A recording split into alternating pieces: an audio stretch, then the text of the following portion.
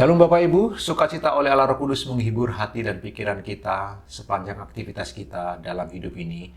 Bapak Ibu, kita kemarin sudah melihat betapa kepemimpinan yang paling penting adalah kepemimpinan di tengah-tengah keluarga. Kalau kita bisa simpulkan kitab Hakim-Hakim itu, dibutuhkan seorang raja, pemimpin yang kuat, pemimpin yang tangguh, dan ketika itu tidak hadir, sang narator memberitahu apa dampak buruk dan negatifnya. Bapak Ibu.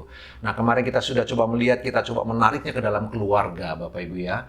Nah, sekarang saya ingin melanjutkan lebih jauh lagi, Bapak Ibu. Sebelum kemudian kita akan menutup pertemuan sekali lagi, Bapak Ibu, yang dikasihi Tuhan. Begini, bagaimana jika di tengah keluarga sudah tidak ada suami? Mungkin karena divorce, karena bercerai, tidak ada lagi suami, atau karena suami telah meninggal dunia, sehingga kemudian tinggal single parent. Ada hanya seorang ibu. Maka ibu ini harus menjadi pemimpin yang efektif di tengah keluarga.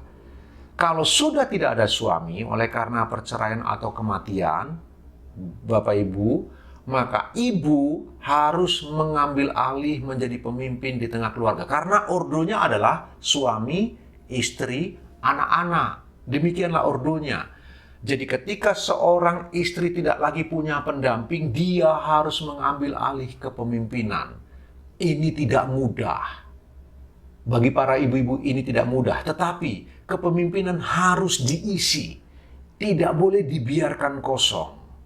Tanpa kepemimpinan, keluarga akan berjalan dengan buta. Keluarga akan berjalan sesuka-sukanya tanpa arah. Jadi, sekalipun tidak ada seorang suami, maka istri, seorang ibu, harus mengambil alih kepemimpinan dan menuntun keluarganya untuk terus takut akan Tuhan. Bagian ini penting, ibu-ibu, karena itu saya mendorong kepada ibu-ibu terus melatih diri, terus belajar, karena keluarga adalah kapal besar yang sedang kita kendalikan di tengah lautan yang begitu luas. Butuh nahkoda yang mahir.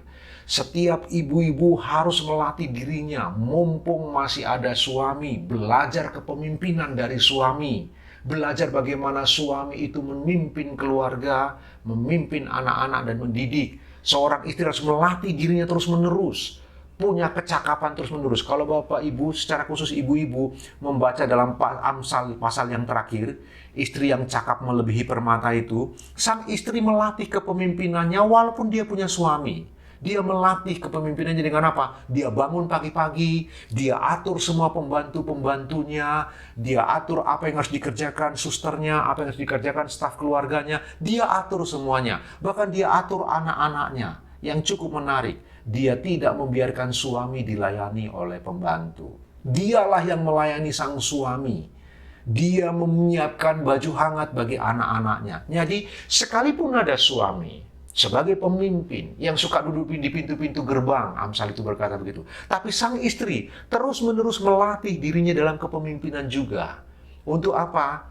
Untuk kemudian melatih memimpin keluarganya hidup tertib. Sehingga ketika suatu kali suami dipanggil Tuhan, atau mungkin terjadi insiden yang tidak kita inginkan, kemudian suami pergi dengan kuntilanak keluar sana, maka seorang istri telah punya modal kecakapan memimpin di tengah keluarga.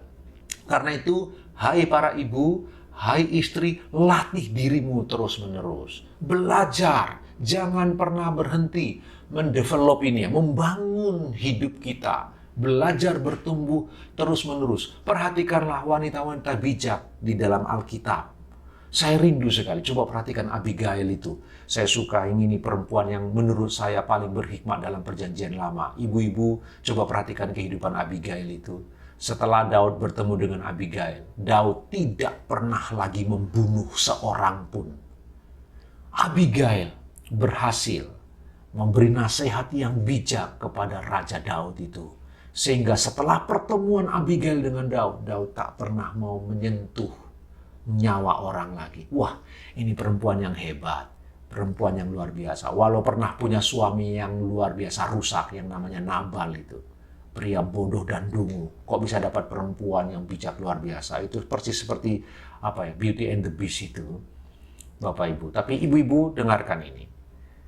Selama ada suamimu, engkau harus mendorong dan bersatu dengan dia untuk menjadikan suamimu pemimpin. Tapi jika tidak ada lagi pria yang mendampingimu, engkau harus mengambil alih kepemimpinan di hadapan Tuhan. Tuhan Yesus memberkati kita semua. Selamat beraktivitas.